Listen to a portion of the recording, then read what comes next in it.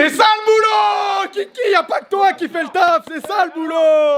L'équipe, j'espère que vous allez bien. Aujourd'hui, au-delà de ma déception suite à l'élimination du Racing Club de Lens, j'étais obligé de revenir sur l'exploit d'Annecy au Vélodrome. Le club de Haute-Savoie, avant-dernier budget de Ligue 2, a battu l'Olympique de Marseille devant 64 000 spectateurs pour aller chercher une qualification en demi-finale de Coupe de France. Le tout après 5 déplacements consécutifs dont 3 séances de tir au but dans la compétition.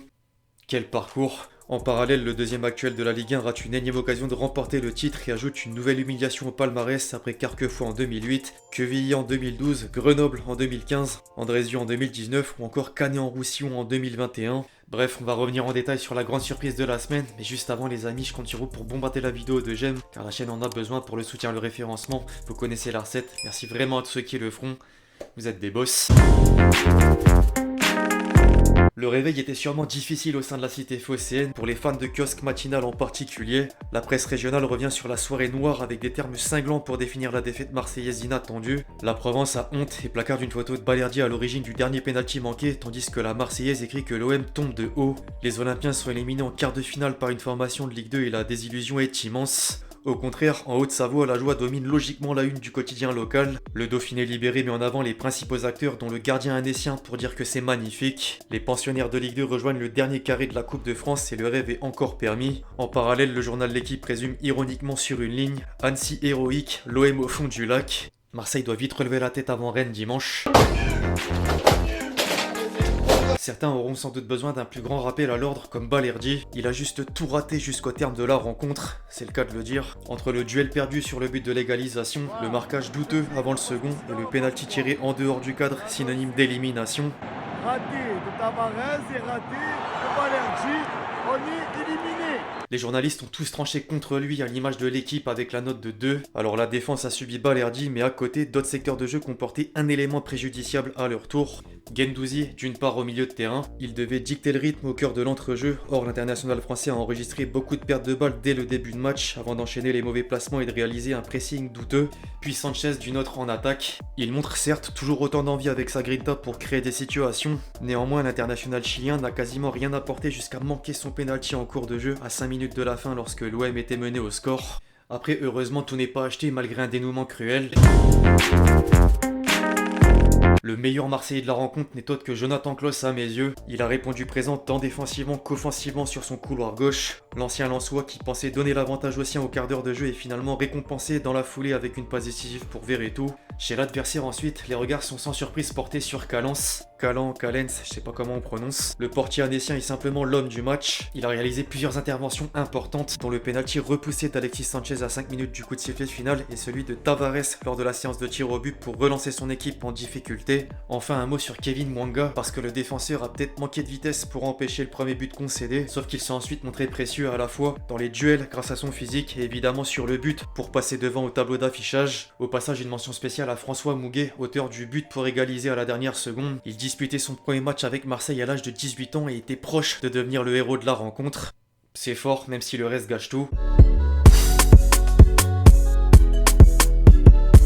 Les amis, histoire de changer la tradition, j'ai envie de commencer par le côté fun. Les analyses de match attendront puisqu'il y a quand même de sacrées pépites sur les réseaux. En 2020, un certain Dimitri Payet se prenait la tête avec Alexis Bozetti sur Twitter. Je t'achèterai toi pour te mettre devant chez moi parce que malheureusement tu n'as pas le niveau pour être dans mon jardin. Tu parles de mon jardin? Le Jim avait battu l'OM au Vélodrome et il avait marqué. Ouais mais en attendant c'est ça ton jardin actuellement. Allez, dossier classé, bonne soirée mes bébés. Enfin une dernière réponse, c'est vrai, bonne soirée les Marseillais, hashtag Team OM, ça aurait pu être la capitale bébé.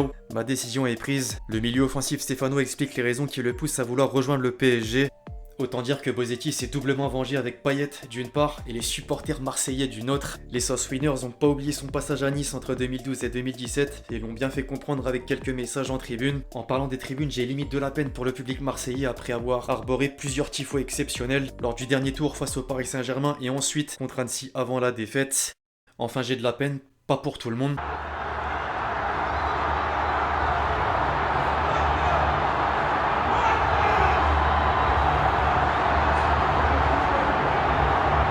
C'est quand même moyen de quitter le stade à chaque fois que l'OM est mené au score. Il y a un homme pour qui la soirée était d'autant plus difficile, c'est Mohamed Eni. On a battu Messi et on perd contre Annecy. En plus d'envoyer une nouvelle télé au cimetière, il a eu la mauvaise idée de tenter un nouveau pari. Les gars, sur la vie de ma mère, Si l'OM se fait éliminer par Annecy, je saute à poil dans le lac de Annecy.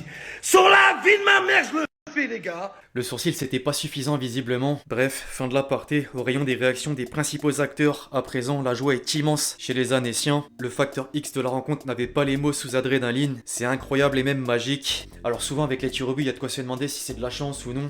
Il a donné une réponse, je cite: les tirs au but, il y a du travail, de l'instinct, de l'analyse, ça n'est pas que de la loterie, il y a du jeu, ça nous réussit bien. Une petite parole, un petit mot, je vais pas tout révéler. La recette reste secrète, mais le principal c'est qu'il a été efficace, justement. Certains coéquipiers ont évidemment partagé son sentiment à l'image de Mwanga, pour qui c'est de la joie. On est dans l'euphorie, c'est trop tôt encore pour réaliser. On s'en rendra compte dans les jours qui vont suivre. On a continué à jouer sur nos valeurs, nos principes, on n'a pas eu peur. Hier à l'entraînement, on s'est dit que si on allait au tir au but, on gagnerait.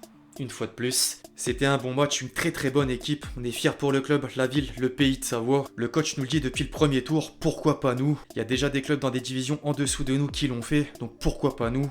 En parlant du coach, Guyot est forcément content pour ses joueurs. Parmi son groupe, beaucoup découvrent la Ligue 2 et ont eu des parcours chaotiques. C'est leur état d'esprit qui est récompensé, c'est fort, quel kiff. On fait ce métier pour ça. De l'autre côté, en revanche, le mot qui dominait au sein de la presse revient premièrement avec Igor Tudor. C'est une grande déception, une grande tristesse. On sort d'une compétition où on a éliminé le Paris Saint-Germain et Rennes, c'est une folie. En dehors de quelques détails, j'ai un peu de mal à expliquer ça pour l'instant. C'est pas tout. Je crois pas que les joueurs aient sous-évalué l'adversaire. Annecy a fait un grand match, d'un niveau que je n'imaginais pas pour une équipe de Ligue 2. De notre côté, tout ce qui pouvait aller de travers a été de travers. Ils se sont défendus bec et ongle. On a eu un poteau, des occasions, un pénalty raté. Valentin Rongier suit simplement la même lignée. Plus que de la déception, il y a de l'énervement. C'est une grosse faute professionnelle. On a trop respecté Annecy, ils ont joué sans complexe. On doit gagner le match avant les tirs au but. On est chez nous et on doit montrer notre supériorité du début à la fin contre une Ligue 2. Il reste le championnat.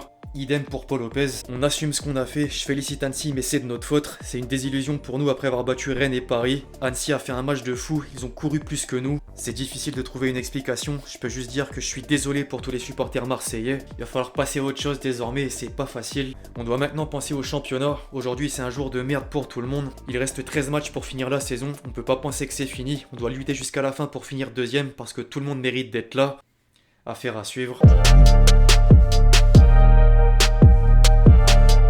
Avant de clôturer la vidéo les amis, comme d'habitude, on fait un petit tour sur le réseau à l'Oiseau Bleu. Et mon dieu qu'il y a du chambrage des Parisiens. Je sais pas vous, mais perso, en tant que supporter parisien, je me suis régalé. Le clin d'œil à la fameuse réaction au micro de Téléfoot. Imagine, tu vannes un mec de Ligue 2 qui n'a pas le niveau pour être dans ton jardin et 2 ans plus tard, il vient t'éliminer dans ton jardin.